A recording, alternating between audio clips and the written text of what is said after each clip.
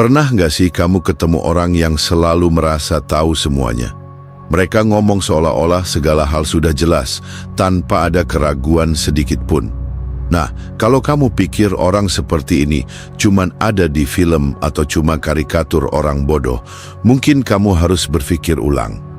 Kenapa? Karena kebodohan itu seringkali dimulai dari satu hal yang sederhana, terlalu yakin dengan kebenaran pribadi dan menutup diri dari pandangan lain.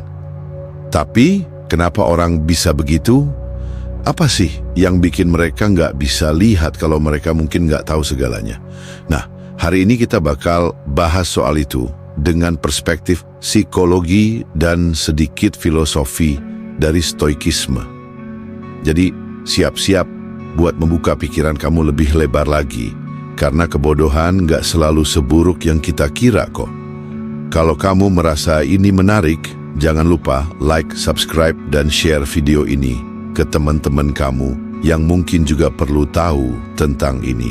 Oh, dan jangan lupa komen, ya, kasih tahu pendapat kamu soal topik ini dan siapa tahu kita bisa belajar bareng. Sekarang, langsung aja kita masuk ke pembahasannya.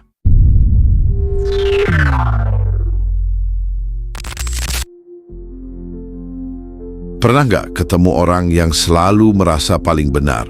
Yang kalau debat, udah kayak Wikipedia berjalan, tapi versi yang isinya belum diupdate. Nah, orang-orang kayak gini sering disebut mengalami efek Dunning-Kruger, fenomena psikologis, di mana orang dengan pengetahuan minim merasa paling pintar.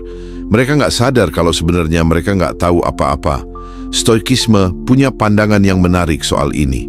Filosofi ini bilang bahwa kebijaksanaan sejati lahir dari kesadaran akan ketidaktahuan diri sendiri. Kata Epictetus, bukan apa yang kita ketahui yang menjerumuskan kita, tapi keyakinan salah yang kita pikir benar. Ini mirip kayak orang yang jalan di hutan sambil bilang, santai, gue hafal jalan ini, tapi akhirnya nyasar 3 hari dan muncul di berita TV. Terus kenapa orang-orang kayak gini bisa berbahaya? Karena mereka ngotot mempertahankan kebenaran pribadi dan menolak pandangan lain. Logikanya, kalau kita terlalu yakin udah tahu semua jawaban, kita bakal berhenti belajar dan malah membatasi perspektif. Dari sini, kita nggak cuma bikin kesalahan buat diri sendiri, tapi juga bisa menyesatkan orang lain. Dalam psikologi, fenomena ini disebut bias konfirmasi, kecenderungan untuk mencari informasi yang cuma mendukung keyakinan kita, sambil mengabaikan fakta yang berlawanan. Misalnya, percaya kalau minum kopi bisa bikin lebih pintar, terus kamu cuma cari artikel yang bilang kopi baik untuk otak, dan gak peduli kalau ada penelitian lain yang bilang kopi berlebihan bikin cemas. Terus gimana caranya supaya kita nggak jadi orang bodoh? Stoikisme ngajarin untuk selalu meragukan diri sendiri, mempertanyakan pemikiran kita, dan bersikap terbuka terhadap perspektif baru. Dalam bahasa lain, kalau kamu merasa paling pintar di ruangan, mungkin kamu perlu pindah ruangan. Jadi sebelum kamu yakin banget sama pendapat sendiri, coba cek lagi. Jangan-jangan kamu cuma percaya sama kebenaran pribadi yang udah expired. Dan kalau kamu udah kepalang yakin, ya udah minimal pastikan GPS-nya nyala, biar gak tersesat beneran, Blay. Pernah dengar istilah, lebih baik punya musuh yang jahat daripada teman yang bodoh? Kedengarannya kasar, tapi ada alasan kenapa pepatah ini sering dipakai. Orang bodoh yang terlalu yakin dengan pendapatnya itu kayak GPS rusak, sok tahu arah tapi ujung-ujungnya bikin kita nyasar di tempat asing. Dan yang bikin ngeri, mereka nggak sadar kalau mereka salah. Stoikisme punya pandangan tajam soal ini. Mereka percaya bahwa kebodohan yang tertutup dari kritik lebih berbahaya daripada kejahatan yang disengaja. Kenapa? Karena orang jahat biasanya punya tujuan jelas, entah itu keuntungan atau kekuasaan. Tapi orang bodoh, mereka bikin kekacauan tanpa sengaja sambil percaya kalau mereka lagi menyelamatkan dunia. Contohnya ada di sejarah, Perang Peloponnesian antara Athena dan Sparta. Perang ini dipicu oleh pemimpin yang terlalu percaya diri dengan keputusan mereka, padahal strategi mereka kayak rencana liburan tanpa itinerary. Berantakan. Hasilnya, ribuan nyawa melayang gara-gara keputusan yang keliru. Dalam psikologi, fenomena ini dikenal sebagai effect overconfidence, kecenderungan orang untuk mengecilkan risiko dan melebih-lebihkan kemampuan sendiri. Orang-orang ini jarang mikir panjang karena mereka nggak terbuka sama pendapat lain, dan ini bukan cuma masalah zaman dulu. Lihat aja hari ini, dari pemimpin negara sampai atasan di kantor yang ngotot tanpa bukti jelas. Masalahnya, orang-orang kayak gini gampang bikin keputusan yang merugikan banyak orang. Terus, solusinya apa? Stoikisme ngajarin kita untuk selalu skeptis terhadap keyakinan kita sendiri. Seneca pernah bilang, kita harus belajar lebih banyak dari kegagalan orang lain, karena hidup ini terlalu singkat untuk membuat semua kesalahan sendiri. Intinya, daripada ngikutin orang yang kelihatan yakin tapi nggak tahu apa-apa, lebih baik ambil waktu buat mikir panjang dan dengar pendapat lain. Jadi kalau ketemu orang yang terlalu percaya diri tapi nggak paham fakta, coba tanyain satu hal simple. Kamu yakin atau cuma nggak tahu kalau kamu salah? Kalau jawabannya panjang dan muter-muter, siap-siap aja Blay, kamu mungkin lagi diajak nyasar bareng. Pernah ketemu orang yang kalau debat kayak robot auto reply, pokoknya apa yang dia bilang benar, titik. Kayak hidup ini hitam putih aja, nggak ada ruang buat abu-abu. Nah, inilah masalah ketidakterbukaan terhadap ambiguitas yang bikin orang kelihatan, ya, bodoh. Dalam psikologi ada istilah intoleransi terhadap ketidakpastian. Orang dengan sifat ini nggak nyaman sama situasi yang nggak pasti atau ambigu. Mereka maunya jawaban yang cepat dan pasti, meskipun sebenarnya dunia ini lebih sering seperti soal ujian esai dibanding pilihan ganda. Contohnya, pernah lihat orang yang percaya teori konspirasi? Mereka suka banget narasi sederhana kayak, ini pasti ulah elit global. Kenapa? Karena otak mereka lebih suka penjelasan simpel daripada menerima fakta bahwa dunia itu rumit dan gak semua hal punya jawaban jelas. Dari sisi stoikisme, pendekatan ini jelas bahaya. Epictetus pernah bilang, orang bijak adalah mereka yang bisa hidup dengan ketidakpastian. Stoik percaya bahwa hidup ini penuh ketidakpastian, dan kebijaksanaan sejati datang dari menerima hal-hal yang gak bisa kita kontrol. Tapi orang yang gak bisa menghadapi ambiguitas, mereka sering memilih keyakinan yang salah, tapi nyaman. Misalnya, lebih percaya rumor ketimbang fakta ilmiah, karena rumor lebih gampang dicerna. Ini seperti lebih percaya cuaca besok bakal cerah cuma gara-gara langit kelihatan biru hari ini, padahal BMKG udah bilang bakal hujan badai. John Keats, seorang penyair, pernah memperkenalkan konsep kemampuan negatif. Kemampuan untuk bertahan di situasi yang gak pasti tanpa buru-buru nyari jawaban. Ini yang bikin seseorang bisa berpikir kreatif dan melihat masalah dari berbagai sudut. Jadi, gimana caranya biar gak terjebak dalam pola pikir kaku ini? Stoikisme ngajarin untuk melatih diri menghadapi ambiguitas dengan tenang. Seneca pernah bilang, hidup ini seperti sungai liar. Kadang arusnya pelan, kadang deras, tapi tugas kita adalah belajar berenang, bukan mengatur alirannya. Jadi kalau ada yang terlalu yakin sama satu jawaban, coba tanya, kamu yakin beneran atau cuma takut menghadapi kemungkinan lain? Kalau jawabannya cuma, pokoknya bener, ya udah, Blay, mungkin kita perlu siapin pelampung buat berenang sendiri. Bayangin gini, Blay, kamu naik pesawat terus kaptennya ngomong, "Woi, tenang aja, saya belum pernah terbang sebelumnya, tapi saya yakin bisa." Apa yang kamu lakuin? Duduk manis atau langsung cari parasut? Nah, fenomena kayak gini sering kejadian di dunia nyata. Orang yang gak kompeten tapi penuh percaya diri sering dapat posisi penting. Mereka bukan cuma nggak tahu apa yang mereka nggak tahu, tapi juga yakin banget kalau mereka paling tahu segalanya. Dan kalau mereka punya kekuasaan, Hasilnya bisa lebih chaos dari wifi lelet pas lagi meeting online. Dalam psikologi ini disebut efek Dunning-Kruger. Orang yang punya kemampuan rendah tapi merasa lebih pintar daripada yang sebenarnya. Mereka nggak sadar kalau keputusan mereka bisa bikin situasi makin buruk karena mereka nggak ngerti batas kemampuan sendiri. Stoikisme udah ngingetin soal bahaya ini dari zaman dulu.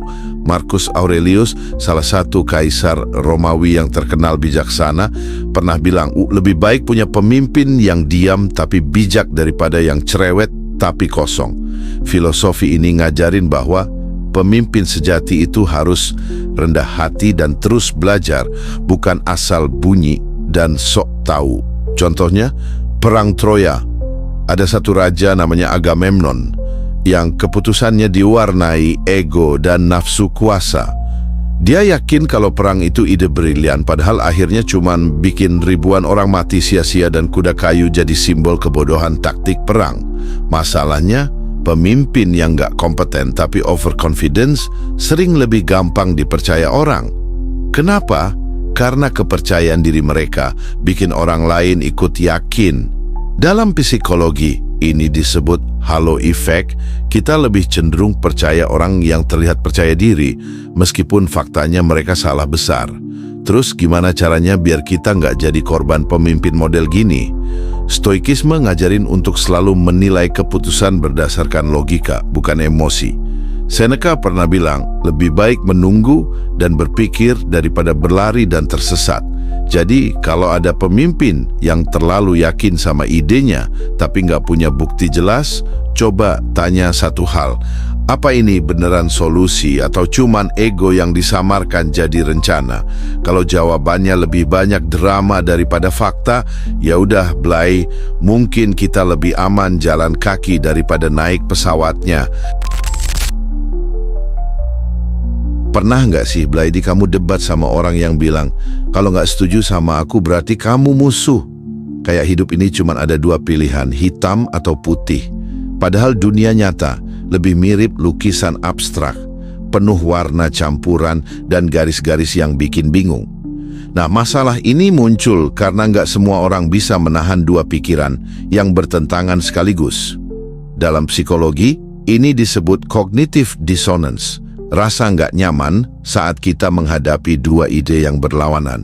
Tapi orang bodoh, mereka lebih suka jalan pintas mental buat merasa nyaman, meskipun harus memotong logika di tengah jalan.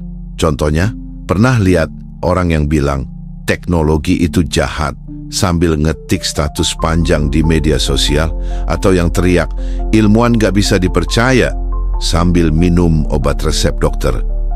Nah, itu contoh nyata ketidakmampuan menghadapi kontradiksi. Stoikisme sebenarnya udah ngajarin soal ini sejak lama.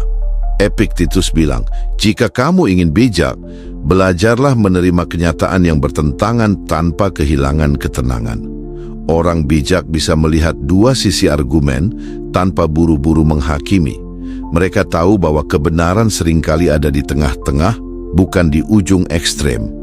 John Keats, seorang penyair, bahkan memperkenalkan konsep kemampuan negatif, kemampuan untuk tetap tenang di tengah kebingungan dan gak langsung mencari jawaban pasti. Ini seperti duduk di tengah hujan tanpa buru-buru nyari payung, karena kadang kita perlu merasakan hujan dulu sebelum paham kenapa langit menangis. Masalahnya, banyak orang yang lebih suka jawaban simpel dan cepat. Mereka nggak mau ribet mikirin berbagai sudut pandang karena itu bikin otak mereka pusing. Padahal justru kemampuan untuk menahan kontradiksi ini yang bikin kita bisa berpikir kritis dan kreatif. Jadi, gimana caranya biar nggak terjebak di pola pikir sempit ini? Stoikisme ngajarin untuk selalu bertanya, apakah ada perspektif lain yang belum aku lihat? Marcus Aurelius bilang, kebenaran yang lengkap hanya bisa muncul jika kamu berani melihat dari semua sisi. Jadi Blay, kalau ada yang bilang, aku selalu benar, coba tantang balik, kenapa kamu takut salah? Kalau jawabannya cuma, karena aku yakin, ya udah, kadang logika emang kalah sama ego, tapi kita tetap bisa ketawa sambil nunggu mereka sadar sendiri. Bayangin kalau hidup itu kayak film detektif noir, di mana semuanya abu-abu, penuh teka-teki, dan gak ada yang hitam putih. Nah, ada orang-orang yang gak tahan sama kondisi kayak gitu. Mereka pengen semua masalah selesai dengan satu jawaban pasti. Tapi, hidup ini gak semudah itu, Blay. Kadang jawabannya gak ada, atau malah ada banyak jawaban yang saling bertentangan.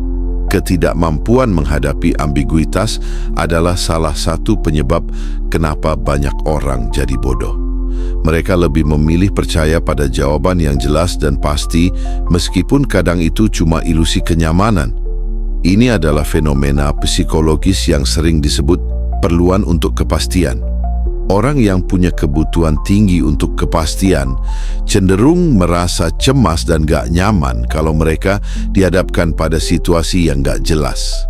Contoh sederhananya, Blay pernah lihat orang yang langsung nanya ke Google setiap kali ragu sama keputusan kecil kayak, harusnya aku makan pizza atau sushi? Padahal hidup ini bukan cuma soal pilih pizza atau sushi. Banyak keputusan dalam hidup yang gak punya jawaban hitam putih. Kita harus bisa merangkul ketidakpastian, bahkan itu adalah salah satu keterampilan yang diajarkan dalam stoikisme. Marcus Aurelius, sang kaisar bijaksana, sering menulis tentang menerima ketidakpastian. Dia bilang, jangan berharap segalanya berjalan sesuai keinginanmu, tapi harapkan diri kamu untuk tetap tenang meski segalanya tidak sesuai. Ini adalah seni dari ketenangan batin, memahami bahwa kita nggak akan selalu tahu apa yang terjadi selanjutnya. Dan itu nggak apa-apa. John Keats, si penyair romantis, bahkan mempopulerkan konsep negative capability, kemampuan untuk menghadapi ketidakpastian dan menerima ambiguitas.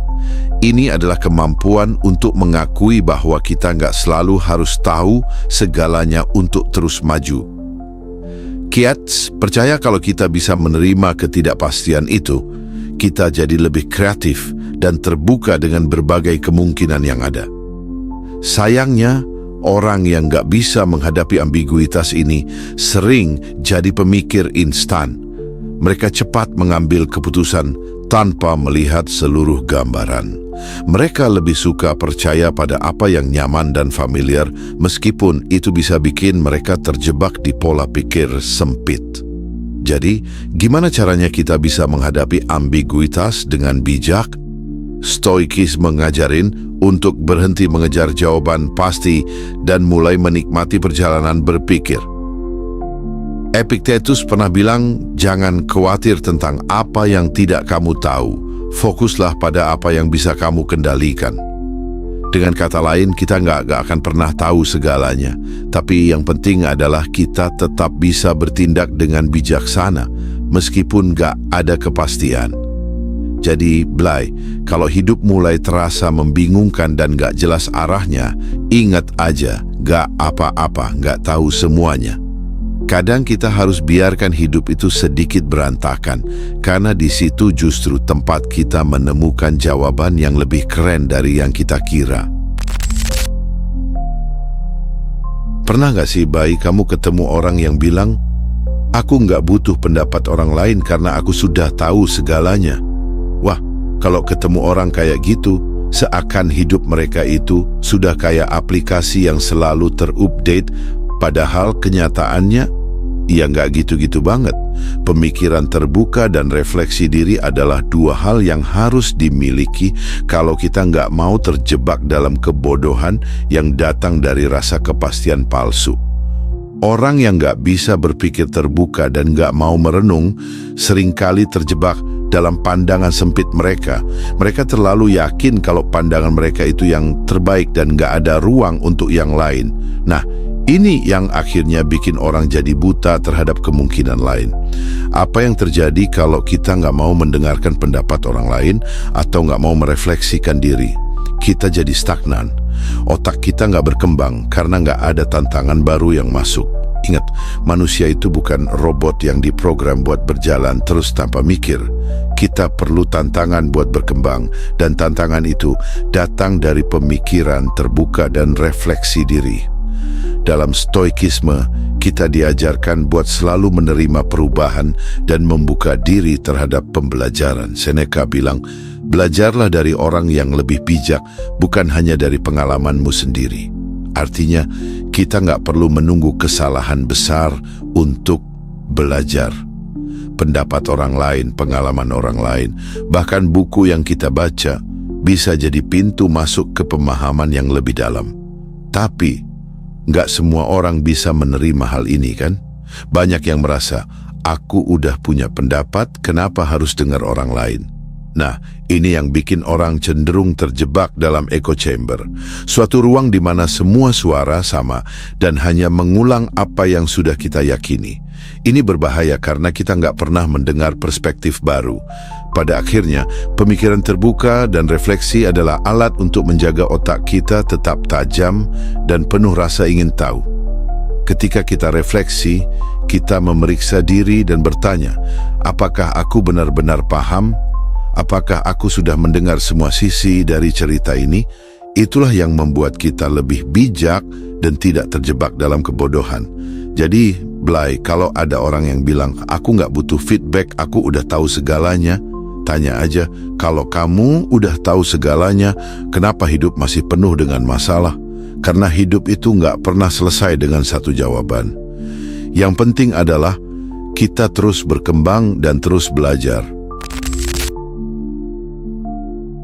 Akhirnya, Blay, kita sampai di bagian yang bisa dibilang, gitu doang. Tapi percayalah, ini yang paling penting. Kebodohan bukan soal seberapa banyak yang kita tahu, melainkan seberapa terbuka kita terhadap apa yang gak kita ketahui. Kebodohan datang ketika kita terlalu yakin dengan apa yang kita pikir benar tanpa ada ruang untuk melihat hal lain. Melihat kebodohan dari sisi psikologi dan stoikisme, ternyata kita semua rentan loh untuk jatuh ke dalam perangkap ini. Kalau kita terlalu percaya dengan kebenaran pribadi kita, nggak mau terima ketidakpastian, dan nggak punya kemampuan untuk merefleksi diri, kita bisa terjebak di dalam echo chamber yang mengunci kita dari pemahaman lebih dalam. Namun, ada satu cara untuk menghindari kebodohan itu. Terus terbuka terhadap dunia luar dan berani bertanya, apa yang belum aku pahami? Dalam stoikisme, kita diajarkan untuk menghargai ketidakpastian karena itu yang memberi kita ruang untuk berkembang. Dengan menerima bahwa kita nggak akan pernah tahu semuanya, kita justru bisa berkembang jadi lebih bijaksana. Tapi ingat, refleksi diri itu bukan cuma tentang merasa lebih pintar, Blay. Ini tentang menjaga agar pikiran kita tetap tajam dan penuh rasa ingin tahu.